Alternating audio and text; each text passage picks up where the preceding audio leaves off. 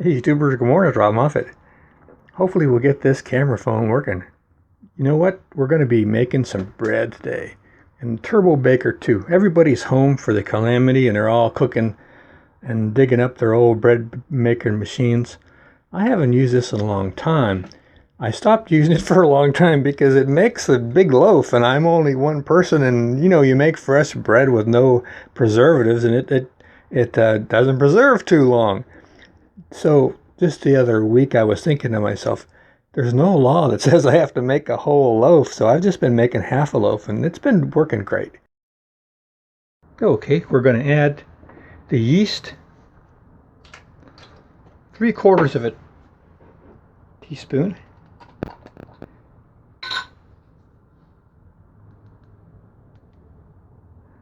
And we're going to put it around the edge.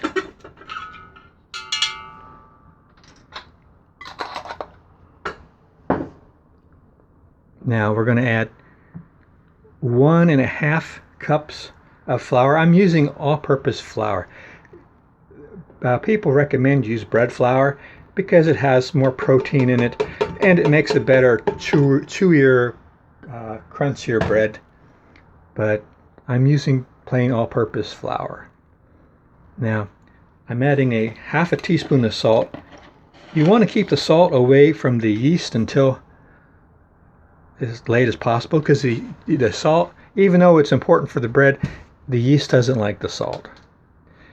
Now, that's why sometimes you add different ingredients, experimenting, like onions and so on, and it can harm the yeast and you won't get as good results as you had hoped.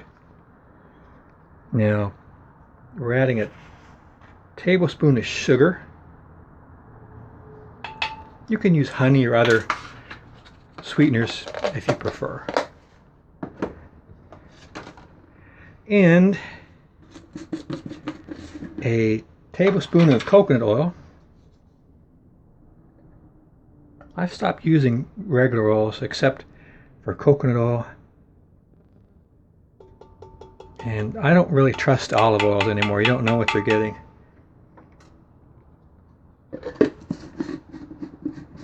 And now, one of the most important parts is the water.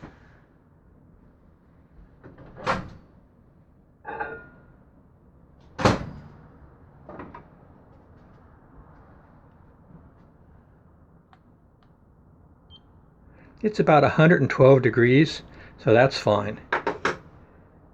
I wouldn't want it much higher.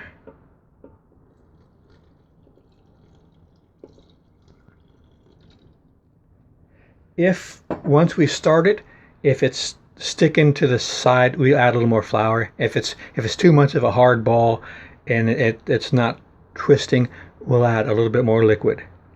So let's get started.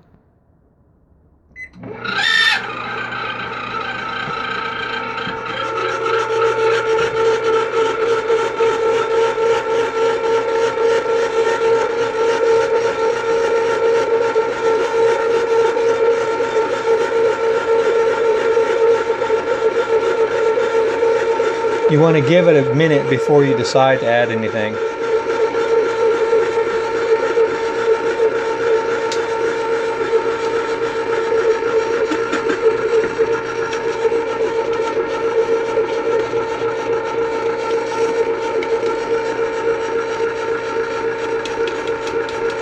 I think it's a little bit too much liquid.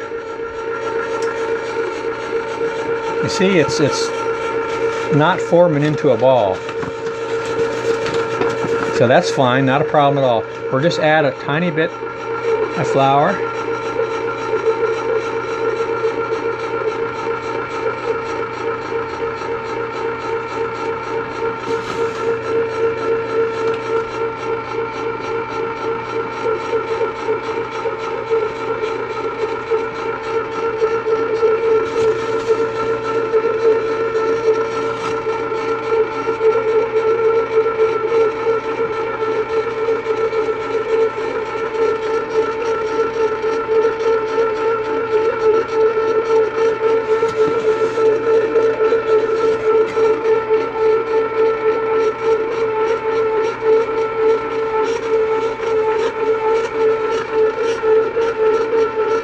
Actually, it's good that I had too much liquid, because you can see, if it happens to you, you can see what you do. You see now it's starting to ball up. You don't want a lot of dough on the bottom like that. You don't want a lot of liquid either.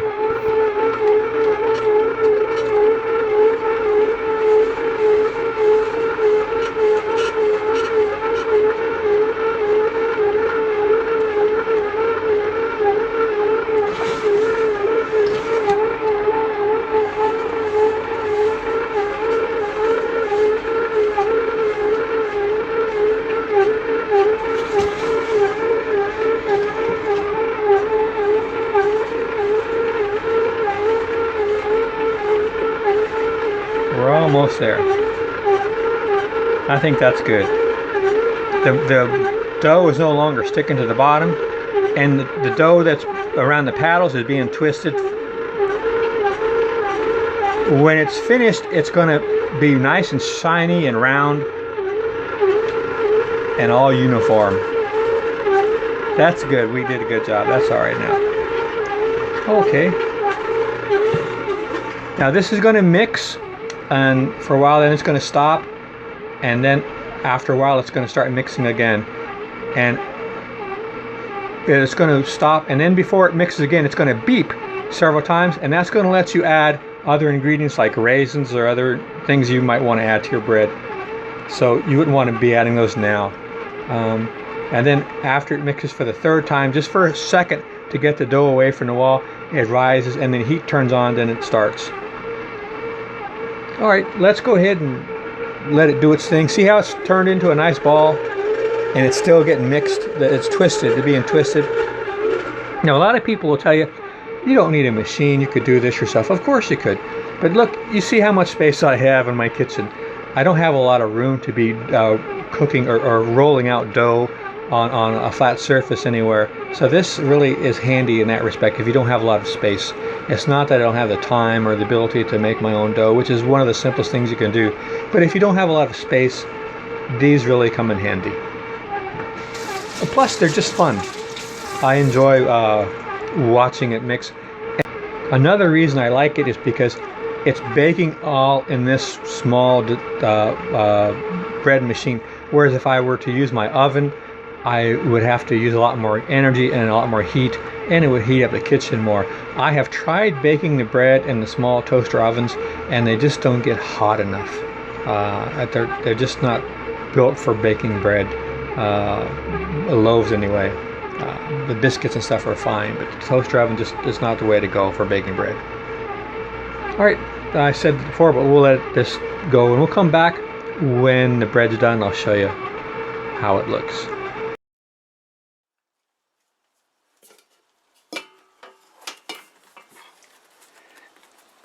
Take out the paddle.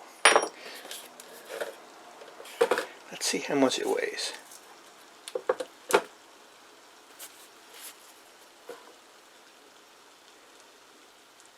10 ounces.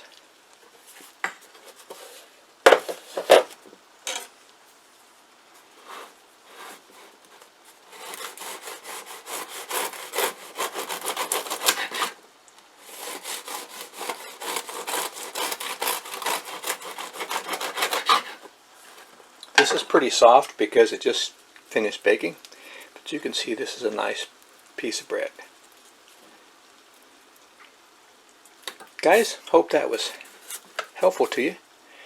Instead of baking up a whole loaf all the time, you could try baking half a loaf and it won't go to waste.